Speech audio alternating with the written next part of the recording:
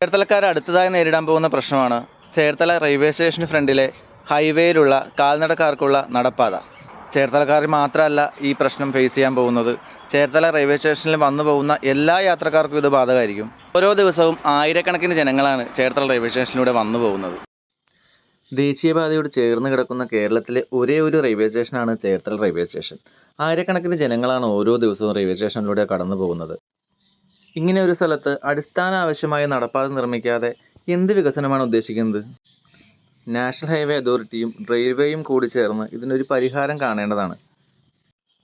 അല്ലാതെ പാവം ജനങ്ങളെ പറ്റിച്ച് ഏത് മുതലാളിമാർക്കാണ് നിങ്ങൾ ഫേവർ ചെയ്യുന്നത്? അതുപോലെ തന്നെ ഫേസ് ചെയ്യാൻ പോകുന്നൊരു പ്രശ്നമാണ് യു ടേൺ. റെയിൽവേ സ്റ്റേഷൻ്റെ മുന്നിലുള്ള ഹൈവേയിൽ യു ടേൺ സംവിധാനം ഉണ്ടാക്കിയില്ല എങ്കിൽ അത് വളരെ ബുദ്ധിമുട്ടായി മാറാൻ സാധ്യതയുണ്ട്. കാരണം കിലോമീറ്ററുകൾ താണ്ടിയാണ് യു ടേൺ എടുക്കേണ്ടി വരുന്നതെങ്കിൽ അവിടെയുള്ള ഓട്ടോറിക്ഷക്കാർക്കും സാധാരണ ജനങ്ങൾക്കും ഡെയിലി വന്നു പോകുന്നവർക്കും എന്തിന് അവിടെ കട നടത്തുന്ന ആൾക്കാർക്ക് വരെ അത് ബുദ്ധിമുട്ടായി മാറും.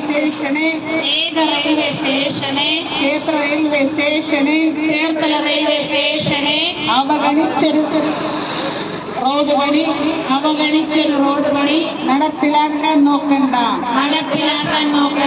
ജനകീയ സമരം സിന്ദാബാദ്.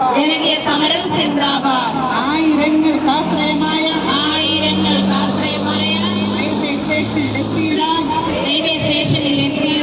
കഴിഞ്ഞ 9 ദിവസമായിട്ട് റെയിൽവേ സ്റ്റേഷന് ഫ്രണ്ടിലെ നടപ്പാതയ്ക്ക് വേണ്ടിയിട്ടുള്ള സമരം ഇവിടെ നടന്നുകൊണ്ടിരിക്കുകയാണ്.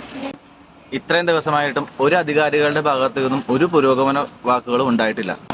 പ്രയോജനം ഉള്ളിടത്ത് നടപ്പാത ഇടാതെ പ്രയോജനം ഇല്ലാത്തടത്ത് കൊണ്ട് നടപ്പാത ഇട്ടിട്ട് എന്താ കാര്യം? ഈ ഒരു പ്രശ്നം ഒരാളുടെയോ രണ്ടാളുടെയും പ്രശ്നമല്ല, നമ്മൾ എല്ലാവരുടെയും പ്രശ്നമാണ്. നമ്മൾക്ക് വേണ്ടത് സമരമല്ല, പ്രശ്നങ്ങൾക്കുള്ള പരിഹാരമാണ്. ജനകീയ സമരം സിന്ദാബാദ്.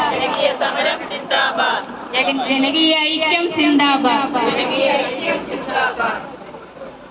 ചേർത്തല റെയിൽവേ സ്റ്റേഷന് മുന്നിൽ നടപ്പാത നിർമ്മിക്കുക.